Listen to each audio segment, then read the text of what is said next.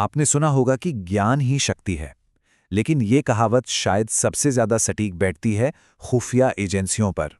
ये वो अदृश्य ताकतें हैं जो पर्दे के पीछे रहकर बिना किसी क्रेडिट के सिर्फ अपनी जानकारी के दम पर लाखों लोगों की जान बचाती हैं। आज हम भारत की सबसे बड़ी विदेशी खुफिया एजेंसी यानी रॉ की कहानी में गोता लगाएंगे कि ये कैसे बनी, कैसे एक वक्त पर ये लगभग बिखर गई और फिर इसने खुद को दोबारा कैसे खड़ा किया। तो चलिए इसी सवाल से शुरू करते हैं, क्योंकि किसी भी देश की सुरक्षा का राज सिर्फ तोपों और टैंकों में नहीं होता, बल्कि सही वक्त पर मिली एक छोटी सी लेकिन सटीक जानकारी में छिपा होता है। और बस यहीं से एक इंटेलिजेंस एजेंसी का रोल शुरू होता है। देखिए, 1960 का दशक भारत के लिए एक बहुत बड़ा सबक था। 1962 में चीन ने अचानक हमला कर दिया और हमारी इंटेलिजेंस एजेंसी, जिसे इंटेलिजेंस ब्यूरो यानी आईबी कहते हैं, उन्हें इसकी भनक तक नहीं लगी। हमें यह तक नहीं पता था कि चीन के पास उस इलाके में कोई बड़ा एयरबेस है ही नहीं, वरना शायद हम अपनी एयरफोर्स का इस्तेमाल कर पाते। फिर ठीक 3 साल बाद 1965 में पाकिस्तान ने हमला किया और एक बार फिर आईबी पूरी तरह से चूक गई। इन 2 बड़े झटकों ने यह बात बिल्कुल साफ कर दी कि भारत को अब एक ऐसी एजेंसी चाहिए जिसका काम सिर्फ और सिर्फ विदेशी खुफिया जानकारी जुटाना हो। और बस इसी जरूरत ने जन्म दिया भारत की सबसे ताकतवर खुफिया एजेंसी को। प्रधानमंत्री इंदिरा गांधी भविष्य में ऐसी कोई गलती दोहराना नहीं चाहती थीं। उन्होंने पर्सनली आरएन काओ को चुना, जो उस वक्त के सबसे बड़े स्पाई मास्टर माने जाते थे। और उन्होंने एक बहुत जरूरी नियम बनाया कि ये जो नई एजेंसी होगी, इसका चीफ सीधे प्रधानमंत्री को रिपोर्ट करेगा। बीच में कोई बाबू, कोई फाइलबाजी नहीं। रॉ के बनने के बस कुछ ही साल हुए थे कि उसे अपनी पहली बड़ी परीक्षा देनी पड़ी। मौका था 1971 में पूर्वी पाकिस्तान का संकट, और यहीं पर रॉ ने दुनिया को दिखाया कि वो असल में क्या चीज है। आरएन काओ ने एक बहुत बड़े खतरे को एक शानदार मौके में बदल दिया। उन्हें पता चला कि हाशिम कुरैशी नाम का एक एजेंट एक इंडियन प्लेन को हाईजैक करने की फिराक में है। उसे पकड़ने के बाद काओ ने उसे एक डबल एजेंट बना लिया। प्लान ये था कि कुरैशी प्लेन को हाईजैक करेगा, लेकिन इस बार रॉ के कुछ एजेंट्स भी पैसेंजर बनके उसी प्लेन में होंगे और प्लेन को पाकिस्तान के लाहौर में उतारा जाएगा। और प्लान एकदम घड़ी की सुई की तरह काम कर गया। जैसे ही वो प्लेन लाहौर में उतरा, भारत ने इसे एक आतंकी हमला बताकर पाकिस्तान के लिए अपना पूरा एयर स्पेस बंद कर दिया। इस एक कदम ने पूर्वी पाकिस्तान में पाकिस्तानी सेना की सप्लाई लाइन को पूरी तरह से काट दिया। ये 1971 की जंग में भारत की जीत का एक बहुत बड़ा कारण बना, और ये रॉ की पहली और सबसे जबरदस्त जीतों में से एक थी। लेकिन रॉ का ये सुनहरा दौर ज्यादा लंबा नहीं चला। देश के अंदर की राजनीति ने एजेंसी को एक ऐसे मोड़ पर लाकर खड़ा कर दिया जहां उसकी सारी मेहनत पर पानी फिरने का खतरा पैदा हो गया। इमरजेंसी के बाद जब मोरारजी देसाई की सरकार आई, तो उन्होंने रॉ को शक की नज़र से देखना शुरू कर दिया। उन्हें लगता था कि ये एजेंसी इंदिरा गांधी का एक पॉलिटिकल टूल है जिसे विपक्ष के खिलाफ इस्तेमाल किया जाता है। और इसका नतीजा, रॉ का बजट कम कर दिया गया, स्टाफ को निकाल दिया गया और उसके कई बड़े ऑपरेशंस पर ताला लगा दिया गया। जो एजेंसी कभी देश की सुरक्षा की रीढ़ थी, अब वो कमजोर पड़ रही थी।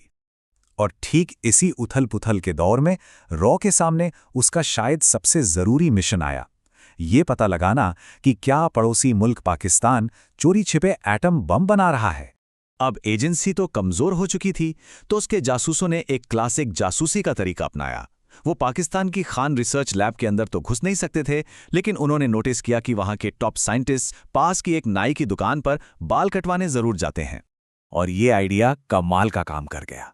जिस दिन साइंटिस्ट्स बाल कटवाते, भारतीय एजेंट्स किसी तरह उनके बाल उठा लाते। जब इन बालों को भारत में टेस्ट किया गया तो उनमें बहुत ज्यादा रेडिएशन मिला। ये इस बात का पक्का सबूत था कि उस लैब के अंदर न्यूक्लियर प्रोग्राम चल रहा है। बात यहीं खत्म नहीं हुई। इसके तुरंत बाद रॉ के हाथ एक जैकपॉट लगा। लैब के अंदर से ही एक पाकिस्तानी एजेंट ने सिर्फ $10,000 में पूरे न्यूक्लियर प्रोग्राम के ब्लूप्रिंट्स देने की पेशकश कर दी। ये एक सुनहरा मौका था। लेकिन जब $10,000 की मंजूरी की फाइल प्रधानमंत्री मोरारजी देसाई के पास गई तो उन्होंने साफ मना कर दिया।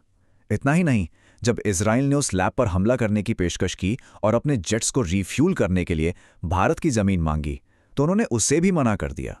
और फिर वो हुआ जिसे रॉ के इतिहास का सबसे काला अध्याय माना जाता है।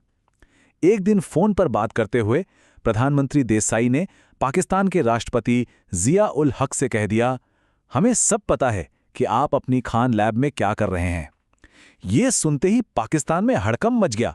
उन्होंने अपने देश में भारतीय जासूसों की धरपकड़ शुरू कर दी और उस एक फोन कॉल की वजह से पाकिस्तान में रॉ का पूरा नेटवर्क तबाह हो गया।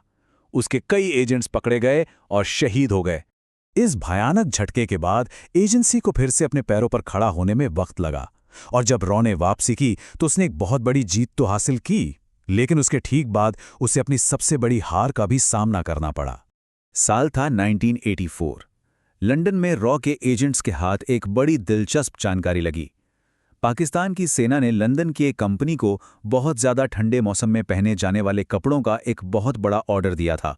ये एक छोटा सा सुराग था, लेकिन रॉ के जासूस समझ गए कि पाकिस्तान दुनिया के सबसे ऊंचे बैटलफील्ड सियाचिन ग्लेशियर पर कब्जा करने की तैयारी कर रहा है।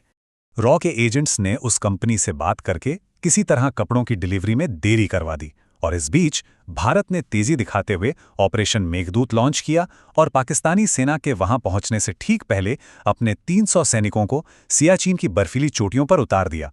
उस दिन से आज तक सियाचिन भारत के पास है। ये इंटेलिजेंस पर आधारित एक परफेक्ट मिलिट्री ऑपरेशन था। सियाचिन की उस जबरदस्त जीत के बाद एक ऐसी चूक हुई जिसने पूरे देश को हिलाकर रख दिया। ये थी कारगिल की इंटेलिजेंस फेलियर। ये दिखाता है कि कामयाबी और तबाही के बीच का फासला कितना कम होता है। कारगिल युद्ध से पहले चेतावनियों की एक पूरी लाइन लगी हुई थी।